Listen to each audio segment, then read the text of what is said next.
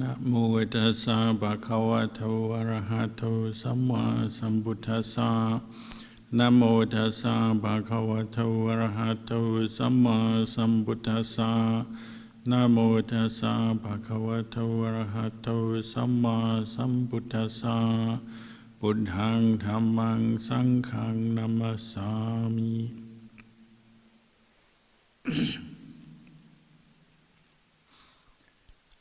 Blessings, good evening to you all.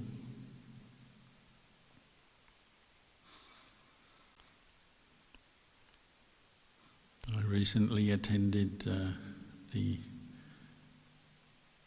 gathering at Wat Nong Ba Pong, Ajahn Chah's monastery where he used to live, and where every year they have a gathering of all the senior monks from around Thailand and around the world come together to meet in harmony, pay respects to the elders, discuss the Dhamma and the Vinaya, the training rules. So there were about 500 monks at that meeting, which is always inspiring when you see large numbers of samanas or renunciants together in one place at one time.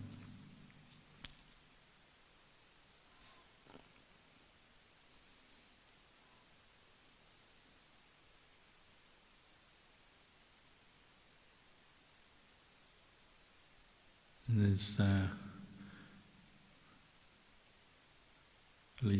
many good reflections come out of such a meeting or such an occasion. You see many monks together. Obviously, those monks all started out as lay people with faith to come into the Sangha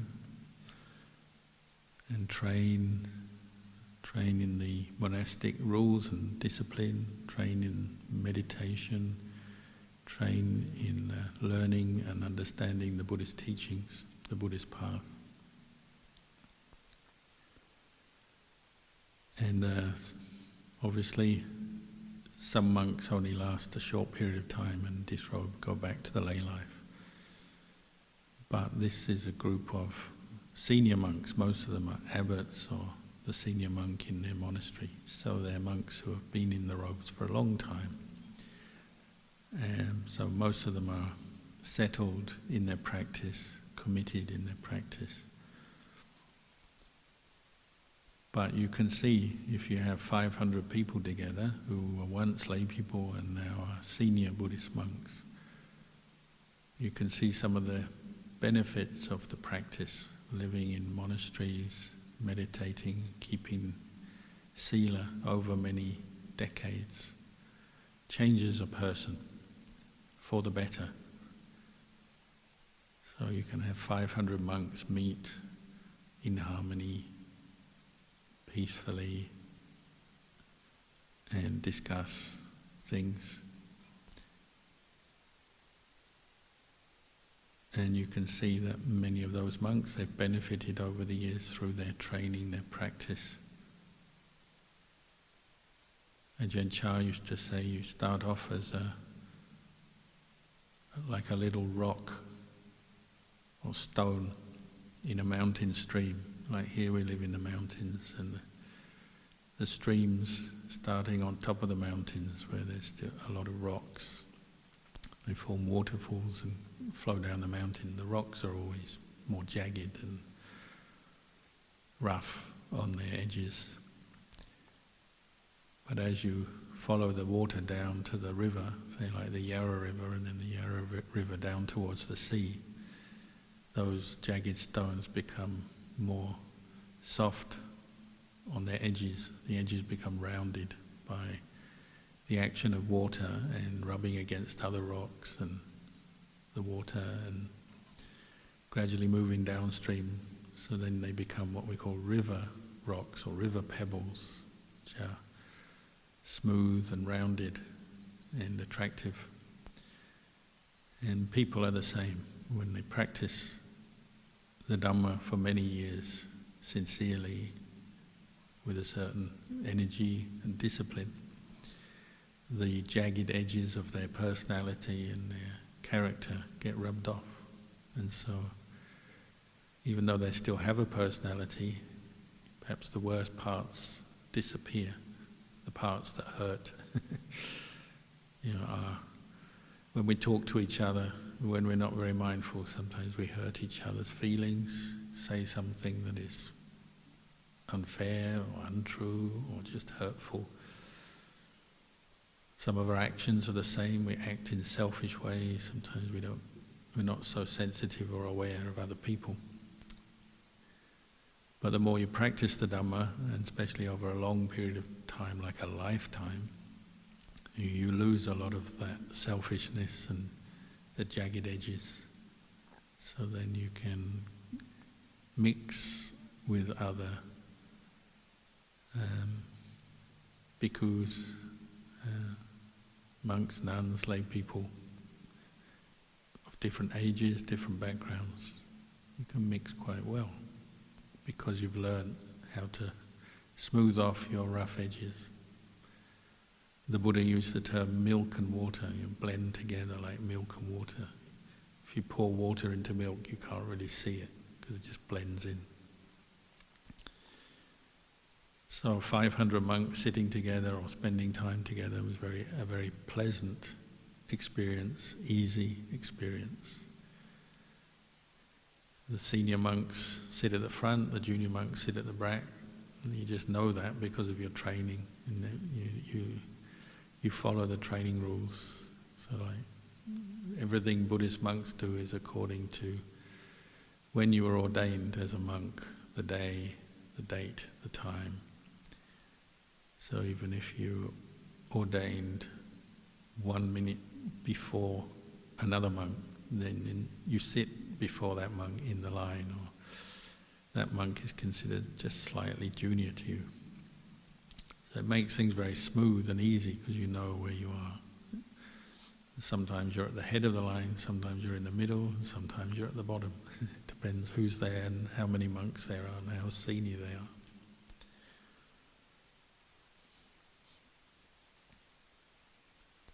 So it was nice, pleasant to see a large group of monks who have practiced and trained well. Gives rise to a good feeling. One way they describe the practice, what the Buddha taught, they talk about Pariati, Patipati, Patiweta. Pariati means the study, the learning of the Dhamma. So all those monks will have learned Dhamma from books, from talks, from discussion, questions and answers. The Pariati refers to the external learning, the hearing of the words of the Buddha or explanations of the words of the Buddha. In the time of the Buddha, there was no written Dhamma. If there was writing, it wasn't used to record the Dhamma. The Dhamma was memorized, which is actually very good because it trains you in mindfulness. Memorization is a good way to practice mindfulness in daily life, remembering Dhamma teachings. So the monks would do that. They would listen to a talk and try and remember it as a form of meditation and training in mindfulness. That's also how we ended up with this practice of chanting suttas and reflections. What you remember, then you can recite. And sometimes you recite with others. So we have this practice of chanting, say in praise of Buddha Dhamma Sangha, or chanting. This evening we chanted the Ovada Patimokkha, verses on the training rules, or the reflection on universal loving kindness, spreading thoughts of kindness, compassion to others. You can learn these chants as a meditation, and some of them are the direct words of the Buddha, some are reflections that have come about afterwards, but you're learning in the same way as they did in the time of the Buddha.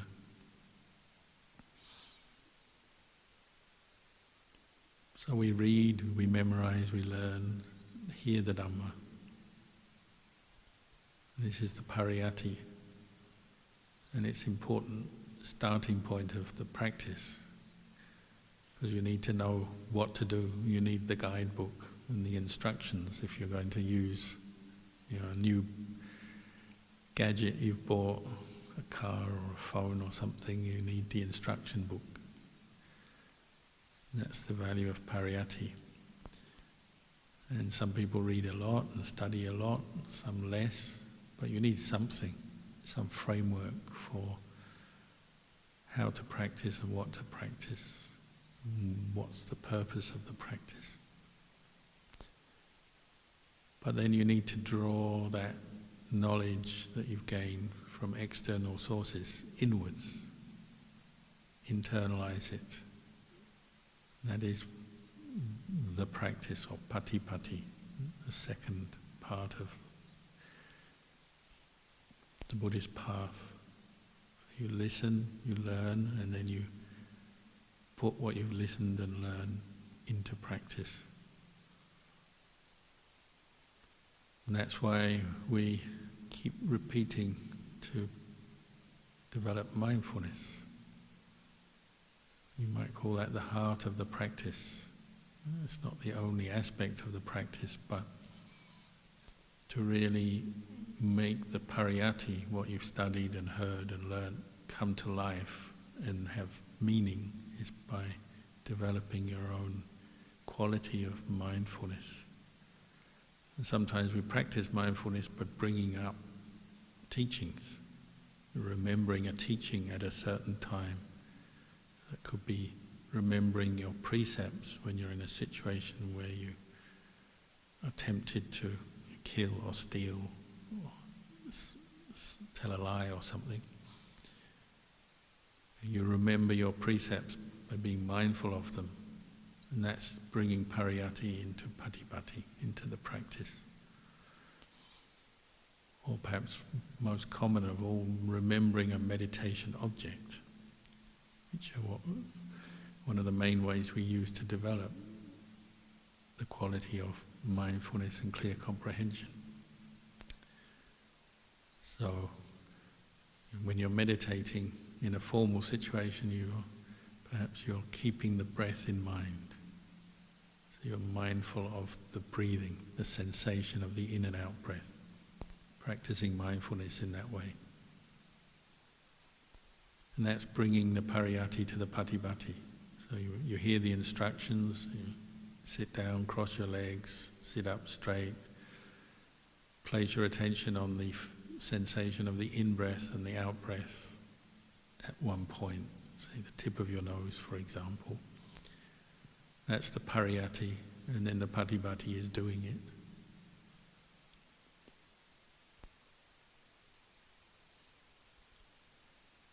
And we build up from that. So as you put effort into establishing mindfulness, you're obviously not putting effort into other things that are perhaps more distracting and more harmful to you. So you're letting go of what we call the 5 hindrances when you're practicing mindfulness in your meditation. The 5 hindrances are sensual desire, ill will, sloth and torpor, restlessness and agitation or anxiety, and skeptical doubt, uncertainty. These are the 5 hindrances that every time you establish mindfulness for a moment, you let go of the 5 hindrances, one or all of them. When you're practicing sitting or walking meditation, you're spending a lot of time doing that. It's almost like a battle. Bringing up mindfulness with the breath, or the word Buddho, or any other meditation object, and abandoning the 5 hindrances at the same time. But you also need some wisdom and understanding to accompany your mindfulness practice. So you have this quality, sampajanya, clear comprehension. As we develop mindfulness of the breath, we're also aware of why we're doing it, what's the purpose of that, and what the nature of the breath is as we're focusing our mind on it, becoming aware of it. And we're also maybe getting to know these 5 hindrances and finding skillful ways to abandon them. So sometimes we have to look at problems. And what you learn in sitting and walking meditation, then you can apply in daily life. It's not separate from the rest of your life, even though the act of meditation may seem different than working or relaxing or eating food or going to sleep or washing your clothes or going shopping or all the other things that we do in life. It's not exactly the same as sitting meditation with your eyes closed, but the qualities of mind that you develop in meditation, you're cultivating in all aspects of life. If you really want to be developing the Buddhist path, you know, they're not separate or different than the other activities of your day. So you're going shopping, which obviously is an experience which may bring up desire very quickly in your mind. What you want, what you like, what you want, the anticipation, spending money tends to be a very stimulating experience. It's exciting, but it can also stimulate greed and attachment. Or sometimes, if you don't have enough money, depression and despair. But something as simple as going to buy things, whether you're buying online or buying in person. You know, it's an ordinary activity that you probably do every day or two, more or less. But we practice mindfulness as we do something as straightforward as shopping. And we practice clear comprehension and develop wise reflection as we do something as simple as that. You have to work out how much money you've got to spend, what the cost of products are, what are the essential ones, what are the less essential ones. Maybe you're buying for a family, so you have to pay and buy things for other people as well. Where to go, where's the right place to buy those products. All of that can be a practice of mindfulness and clear comprehension. And that becomes the focus of your meditative state of mind, for want of a better word, when you're going shopping. And you may feel tired. Many people get tired when they're shopping, carrying things, going through the process of looking for products, buying it.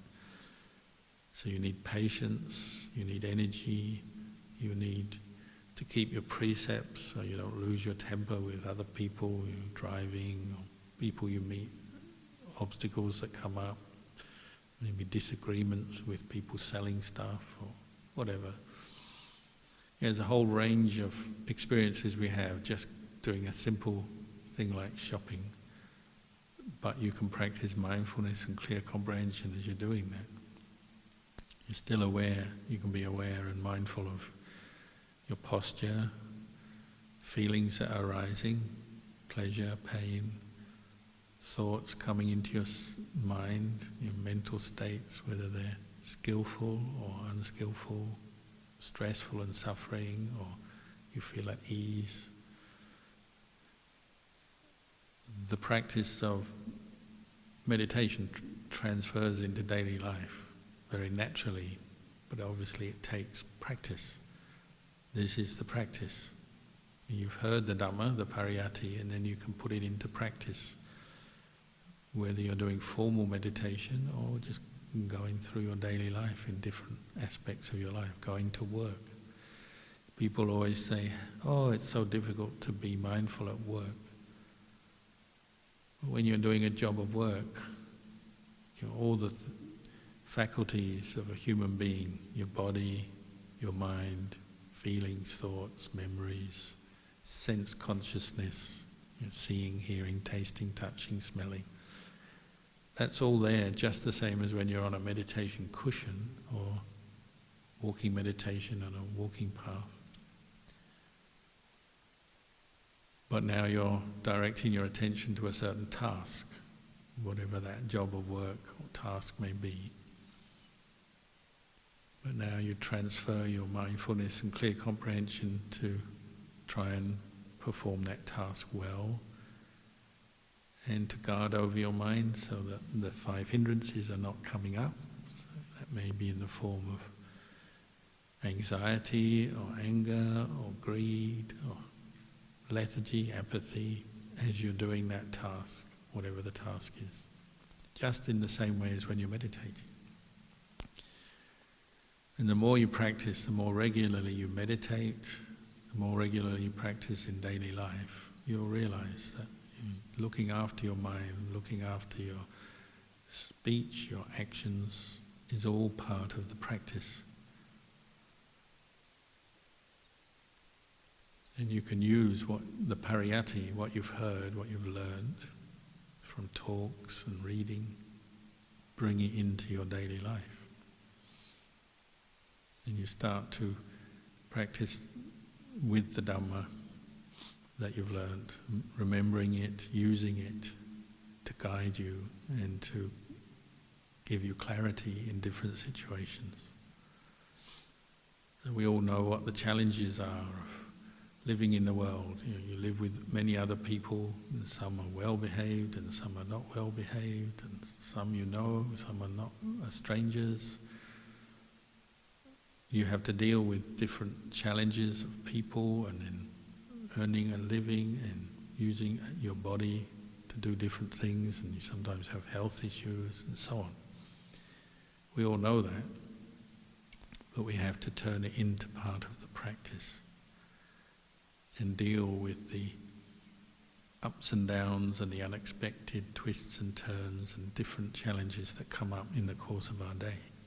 These are all part of the practice, and we can use mindfulness and clear comprehension and bringing up effort to do that.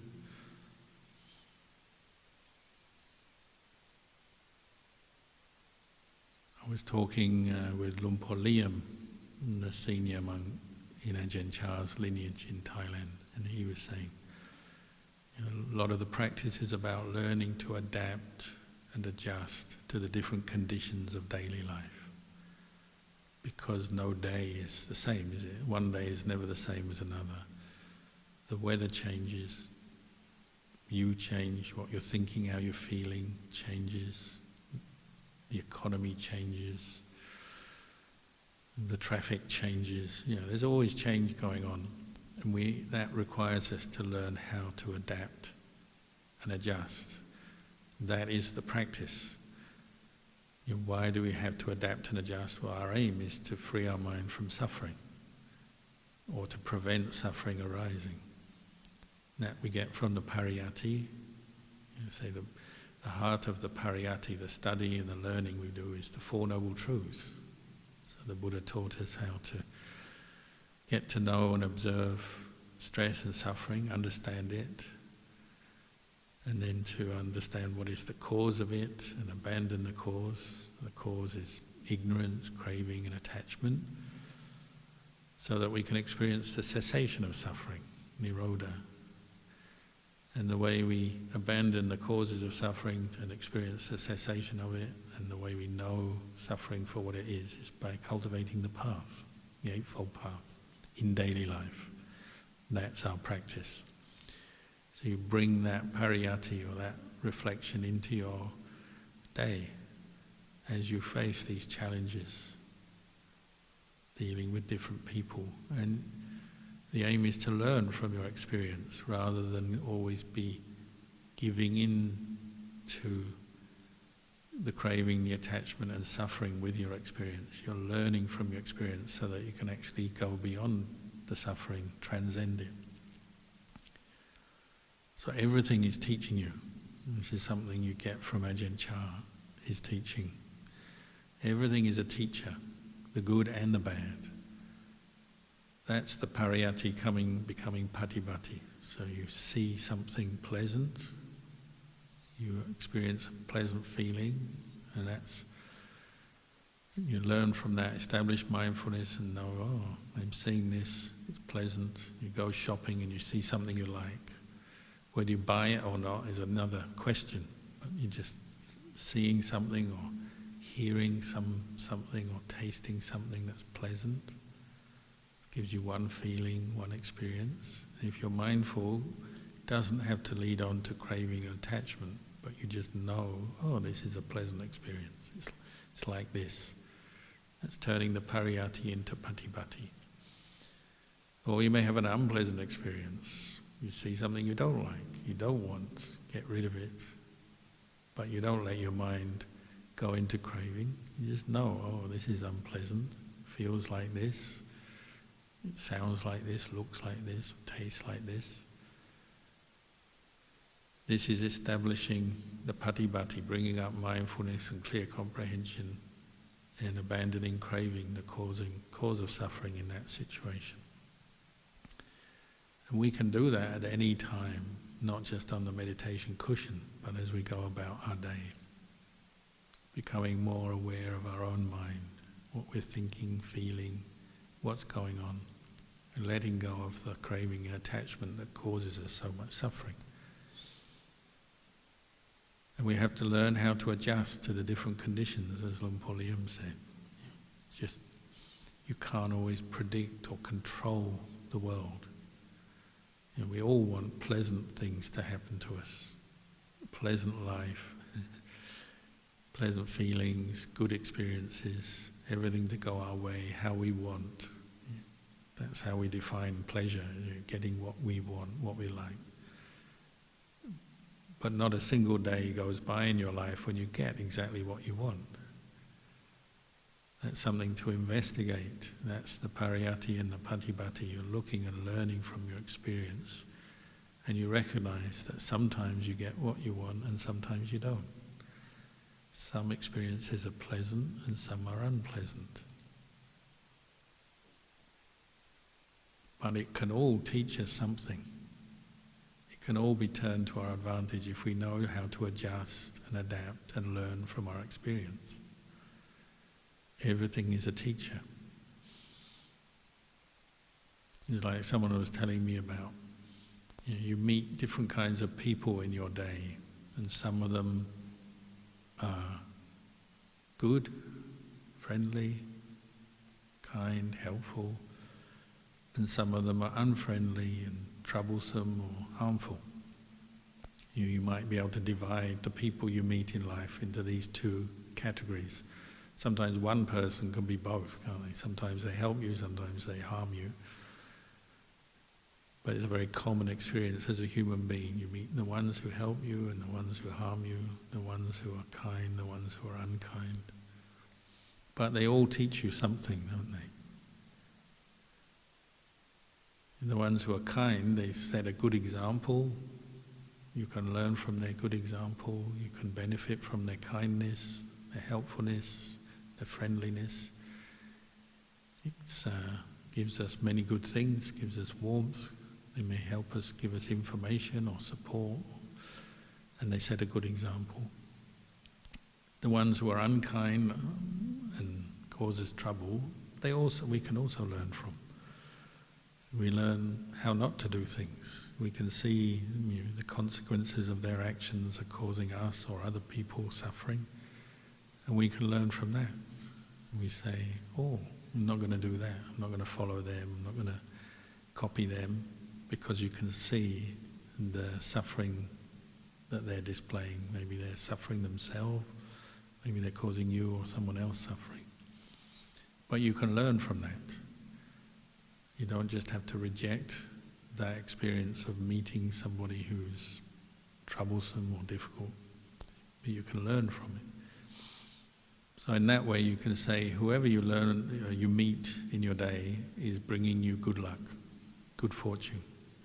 But if you're learning something new, you're becoming a little wiser, you understand life better, and you understand how to look after your mind better and free it from suffering.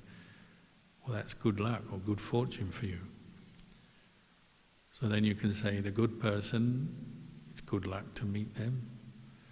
The bad person is also good luck because you learn from them. And you can use that for experiences. You're driving your car and the road conditions are good, that's your good luck, you learn from that. And the road conditions are bad, you can learn from that. Good drivers, bad drivers. You wake up and you have some health problem, you can learn from that. So it's good luck because you can learn from the experience, what it's like, how you feel.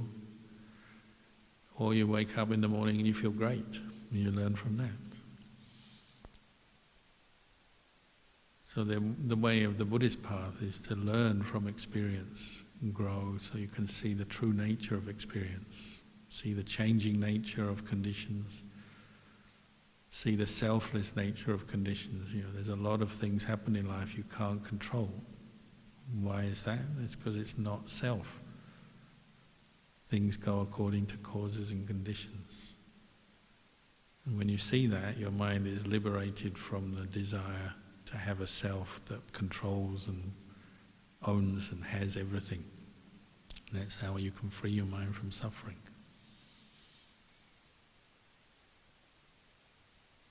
When we're not very mindful and we don't reflect on things, and you meet the good person and you like them, you want them to be around all the time and always be good and friendly and kind. You meet the bad person and you always want to get rid of them. So your mind is constantly moving between attraction and aversion, not very peaceful, and not seeing the lack of self in experience. We create a self, so my friend, my enemy, like them, don't like them, pull them towards you, push them away. So long as you have a sense of self and you don't see the Dhamma, you don't see the truth, then you get that experience. If you're learning from your experience, adjusting to it, using the Dhamma, practicing the Dhamma in that experience, then it doesn't have to cause you suffering. It's something you learn from, the good and the bad. So everyone you meet brings you good luck, good fortune. Or another way of saying it is like, they call the Buddhist path, the Eightfold Path, is a path that's taking us across the ocean of suffering. Life is the ocean of suffering. There's all kinds of dangers and obstacles and challenges. That's just the way it is. But we need a way through. So the Dhamma teachings, the Pariati, the Dhamma teachings that the Buddha gave and other teachers give us, that's like a raft that takes us across the ocean of suffering. So you need that raft, so you don't throw the raft out or get rid of that. You don't get rid of the Dhamma teachings. So you need the Pariati to start with, and then you practice with it. The Patipati, that's like the raft. You use the raft. If you're smart, maybe you build a sail for your raft. Some people might be paddling. It's a long way to go paddling. So you might get a sail. Put the sail up on your raft. But how does a sail work? Boats in the old days, sailing boats, they have to go according to the wind. So if the wind changes direction, you just adjust your sail so you can catch the wind and still go roughly in the direction you want. Or sometimes you have to zigzag across the water to get to the other side. And Dhamma is like that. You have to zigzag. Sometimes you have to adjust to the winds. And the wind blows from this side and that side. The good person, the bad person, the good experience, the bad experience, the pleasure, the pain. You learn to adjust using the Dhamma, using the practice of Dhamma, using mindfulness, clear comprehension, wisdom. And you can still get to the other side of the ocean of suffering, but you've done it by adjusting. And practice is like that. You take the Pariati and then you put it into practice and see where you need to adjust. Some people don't do that. Some people, they just have fixed ideas about how life should be, how I want it to be, how it should be, and they're so rigid that they can't adjust. They're very inflexible and they have a lot of suffering. You notice when your mind is suffering, you tend to be very rigid at that moment. You say, this shouldn't be happening, I don't want this, I don't like this. You're fixed in your view. Your sense of self is very strong and your mind is very rigid. It's frozen with its view, like ice. Can't do much with it. When you use the Dhamma, you bring up mindfulness and you start reflecting on your experience, even the bad experiences. It's like suddenly your mind is more soft. You can adapt. Something that's soft can be molded, can be changed, adapted to fit the circumstances or to understand the circumstances. You don't suffer when your mind becomes more soft and adaptable. When is the mind most soft, at its softest and most adaptable, is when you're mindful. Because when you're mindful, you can learn, you can know experience, you can learn from it. When your mind is fixed and rigid, you can't learn. You have a fixed view of how you think things are, how they should be. And if you get what you want, you're happy. If you don't get what you want, you're miserable. The mind of mindfulness is not so judgmental or so fixed that you're happy because you get what you want and unhappy because you don't get what you want. You're just able to adapt and learn from the experience and use the Dhamma, practice with the Dhamma in that situation. And the result of this is the mind starts to let go and experience Patipati, which is the third of those three aspects of Dhamma. Patipati is realization of truth. So if you know something is impermanent, you're realizing impermanence. And you're freeing your mind from the rigidity of attaching to permanence. If you can see something is subject to change, you know, oh, that's the way it is. And then you're not confused or angered by change because you know that's the nature of it. But when you don't see that, when your mind is rigid, you say, it shouldn't change, I don't want this shouldn't happen, and you suffer. When your mind is well trained in the Pariati, the Patipati, then there's possibility of realization, just knowing, oh, this is the way it is. Even things you don't want to happen, if they happen, you accept them, there are causes for this. Maybe you've made some karma in the past and now you have to experience the result. That's just the way it is, cause and effect. Cause and effect means it's not self. When you're rigid in your mind, you have a sense of self. So why did this happen to me? This shouldn't happen. I don't want to get ill. I don't want to lose my job. I don't want people to treat me badly. But sometimes these things happen. When you establish mindfulness and see it as Dhamma, then you can still have your realization and let go of the suffering. If your mind is rigid and fixed, you resist it, so then you suffer even more. You have the initial suffering, someone treats you badly, or you have the pain of your illness, but because your mind's rigid, you just create more and more suffering. You hold on because of the rigidity of the mind, and you suffer. If you know how to adjust and adapt, then you're on your raft. You just change tack, you change your sail, and you say, oh, the wind is coming from that side, and we'll move over here a little bit, and you can keep going. You know, something happens not to your liking, okay, you adjust a bit, bring up the mindfulness, reflect on it, it's impermanent, it's not self, let it go, and you can carry on without too much trouble. Just like a skilled boatman or sailor.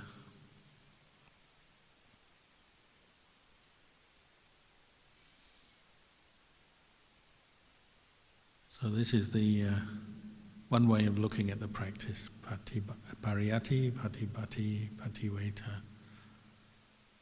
always with the aim of freeing our mind from stress, from suffering, using the teachings, not just hearing them, but actually practicing with them. So I'll leave you with these reflections tonight.